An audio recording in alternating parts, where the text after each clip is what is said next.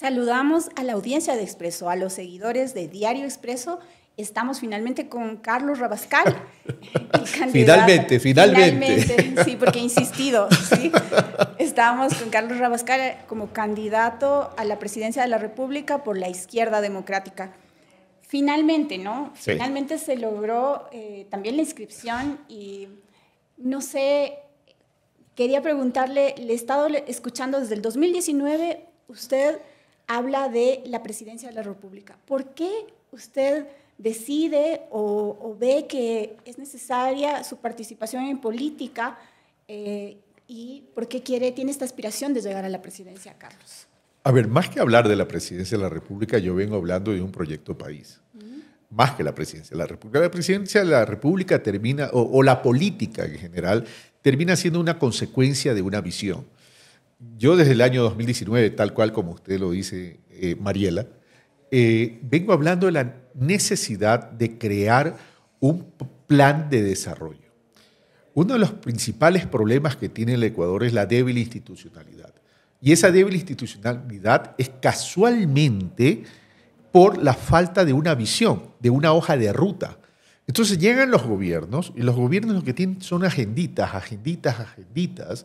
pero no han logrado desde la política ecuatoriana, es decir, y desde los partidos políticos, empoderar y generar un sentido de pertenencia en los ciudadanos y ciudadanas en términos de lo que hay que hacer por el Ecuador.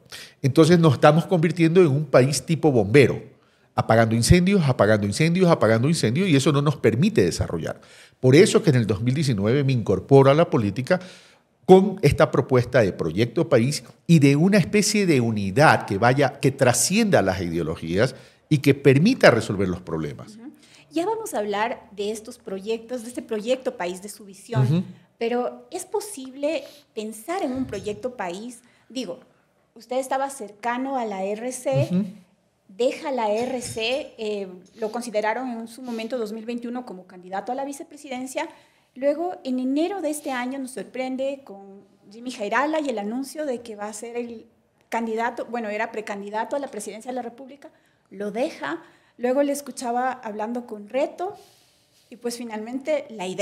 Le pregunto, ¿y si no era la ID, lo veíamos con Amigo? No. ¿Con PCP Avanza? No, porque Amigo sí se me acercó y definitivamente no. A ver, pero vamos por el principio. Es evidente que tuve una cercanía con la Revolución Ciudadana, eso no lo voy a negar. Pero la tuve básicamente y fundamentalmente en un principio por amistades, pero también porque coincidía mucho fundamentalmente en una visión que privilegia al ser humano, es decir, la política social. Esa política social, desde el punto de vista de la equidad, de las igualdades, de una educación potente, pública me refiero, de una salud pública potente, etcétera, etcétera, esas son coincidencias que tengo con esa visión que puede tener la Revolución Ciudadana. Pero hoy las circunstancias del Ecuador ya son muy distintas a las que se tuvo en el año 2021. Me atreví a participar en el 2021 porque ya vivíamos una crisis. Yo ya veía una crisis, es decir, ya estaba la crisis. No había explotado como lo estamos viviendo hoy, pero casualmente me decidí a participar para poder contribuir con el país de frenar ese crecimiento de la crisis que se estaba dando. Lamentablemente no se dio, y a partir de ahí terminó la alianza, terminó el acuerdo, y dije, hay que conversar, todos tenemos que conversar. Usted ha mencionado algunos partidos, algunas organizaciones políticas, pero también he conversado con organizaciones políticas de la derecha. Y esto no significa que no tengo ideología. Está claro que mi visión y mi pensamiento ideológico es humanista, progresista, y no me salgo de ahí. Pero que la crisis de hoy de seguridad, las personas tienen temor que lo maten en la calle, que los vacunen, tengan que cerrar los negocios, que de hecho está sucediendo. Lo que pasó en Solanda, lo que pasó en Puerto Bolívar, lo que pasa aquí en Quito, lo que pasa en la provincia de Guayas, lo que pasa en Los Ríos.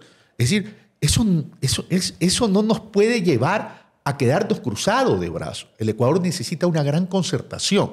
Lamentablemente, lo que se está dando en el país son conversaciones de carácter electoral, más no conversaciones sobre bases fundamentales que permitan, uno, sacar al país de la crisis, dos, generar crecimiento económico, generar desarrollo y sobre todo generar sostenibilidad. Me ha hablado de las coincidencias con la Revolución Ciudadana, el correísmo, digamos, en el aspecto de apuntarle a lo público, educación, salud y, bueno, bienestar, digamos.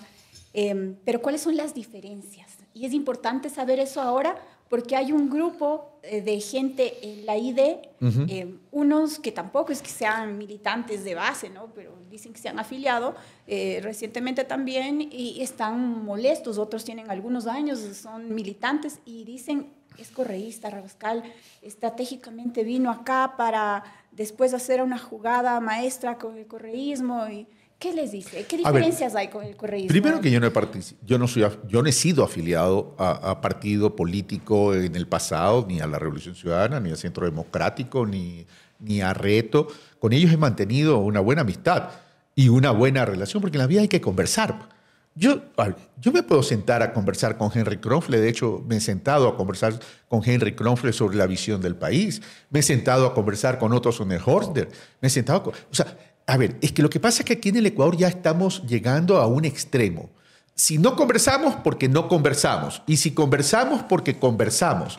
Es que al país, los problemas del país son de todas y todos. Y las soluciones tienen que derivarse de todas y todos. Entonces, es necesario conversar. Eso por un lado. Usted me preguntaba las diferencias. Bueno, es que las diferencias de hoy están a la vista.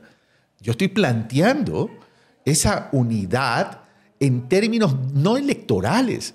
Yo estoy planteando una unidad que trascienda las ideologías, que trascienda los partidos políticos, pero sobre una necesidad de construir esa hoja de ruta para lograr lo que tenemos que lograr. Uno, que la sociedad y Estado jueguen en conjunto y que podamos sacar al país adelante. Que lo público es tan importante como lo privado. Porque si no tenemos un sector productivo potente, mal va a poder generar las fuentes y las plazas de trabajo. ¿Para quién? Para los ciudadanos y ciudadanas. Entonces, a eso me refiero en cuanto a diferencias. Yo soy muy respetuoso de las organizaciones políticas, lo que digan, hagan o dejen de hacer. No soy yo para criticar. Yo me dedico a lo mío. Y ahora, en relación al último punto que usted me decía sobre el tema de alguna militancia o algunos sectores de la izquierda democracia, bienvenido sea, Mariela, porque eso refleja algo que para mí es fundamental, independientemente es que a veces se les va la mano porque ofenden, porque difaman, y eso no es respeto. Pero en buena hora sucedan estas discrepancias, ¿en qué sentido? Porque eso refleja entonces el respeto que hay por la democracia interna, el respeto que hay por la libertad de manifestación, de expresión y de pensamiento. Y en una estructura de democracia interna de una organización política, todas y todos tienen la oportunidad de participar en los procesos de democracia interna. Ellos decidieron no hacerlo, sus razones tendrán. Yo decidí sí hacerlo y tuve el apoyo de 21 de 24 provincias. Volviendo a las diferencias, porque sí me parece súper importante. Encantado, Mariela. Desde el lado del correísmo siempre se habla de una visión del mundo, está bien. Justamente usted ha hablado del tema de la educación, nadie puede negar esas cosas que han pasado. Pero también, ¿qué pasa con el autoritarismo? ¿Qué pasa, por ejemplo, con las denuncias de corrupción? ¿Y qué va a pasar con la libertad de prensa? ¿Cómo usted está viendo esos temas? A ver, comienzo por lo último porque es un tema que usted me conoce muy bien además. Usted sabe cuál es mi trayectoria, ya alejado de la comunicación, pero sabe que siempre respeté la libertad de expresión, la libertad de prensa. Siempre la respeté. Y eso tiene que seguir así, porque uno de los pilares fundamentales en una democracia es la orientación que viene desde la prensa. Y aquí hago una diferenciación, medios de comunicación y prensa. Una cosa son los propietarios de los medios de comunicación, pero la responsabilidad delicada la tienen ustedes los periodistas.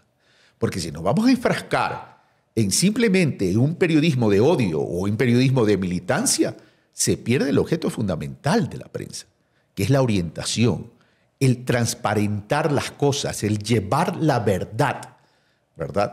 Eso punto uno. Ahí ratifico mi respeto a la libertad de prensa, a la libertad de expresión y a la defensa de los derechos de los trabajadores, en este caso periodistas y colaboradores dentro del proceso, como el ejemplo del Diario del Comercio, como por ejemplo los empleados de los medios públicos que todavía no se les paga los sueldos luego de haber liquidado esas empresas.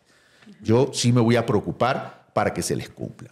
Lo otro, todo acto de corrupción, todo acto que transgreda la ley, sea quien sea, amigo, familiar o no amigo, tiene que ser sancionado dentro de un debido proceso. Dentro de un debido proceso. Pero lamentablemente también tenemos que decir que a veces se está exagerando desde la función judicial que no está funcionando y que tiene poca credibilidad. Es decir, si estamos asignando a través de los medios de comunicación y a través de la politización de la justicia un rol sancionatorio desde la sociedad, entonces estamos construyendo una bomba de tiempo. Hay que reformar la función judicial. ¿Cómo ve el panorama electoral? ¿Cómo ve esa papeleta grande? Obesa. Sí, con muchas caras que decimos, ¿quién será? Yo googleé la mayoría de binomios, por ejemplo. A ver, yo respeto la democracia. El Consejo Nacional Electoral es no digo a lo mejor otros de muy tiempo atrás, han aprobado toda esa gama de partidos políticos. Y si se han aprobado toda esa gama de partidos políticos, pues cada uno de los partidos políticos va a querer participar en un proceso electoral. El problema no es el derecho a participación. El problema es que el sistema político ecuatoriano está caduco y hay que entrar en una reforma profunda del sistema político, al Código de la Democracia y a la Ley de Partidos Políticos, porque bien dice usted, a ver, las primarias acá en el Ecuador, muchos son convenciones y dicen, ¿quién está de acuerdo? Levantan la mano. En esa sala, nadie sabe si son afiliados o no afiliados. Porque muchos trabajan con padrón cerrado y casi nadie trabaja con padrón abierto. Entonces, una de las cosas que hay que comenzar a incentivar es una reforma. No solamente para reducir los partidos políticos, sino para que los partidos políticos sean eficientes. ¿En qué sentido? Es decir, a ver, ¿cuáles son las propuestas a nivel de cantones? ¿A nivel de provincias? ¿A nivel nacional?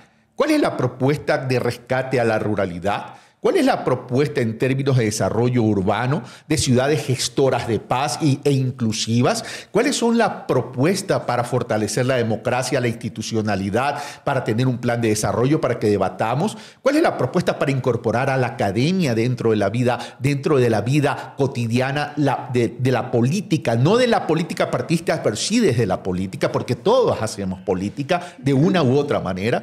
Es decir, ¿cuál es el espacio de formación, capacitación de los partidos políticos para crear un recambio generacional? ¿Cuál es el espacio de construcción meritoria de los afiliados para que sea el mismo partido político el que el día de mañana pueda decir, este cuadro es interesante, este cuadro está teniendo incidencia en el liderazgo de su ciudad, en el liderazgo de su provincia, etcétera, etcétera? Y el otro tema es el financiamiento de los partidos políticos. Ojo con eso.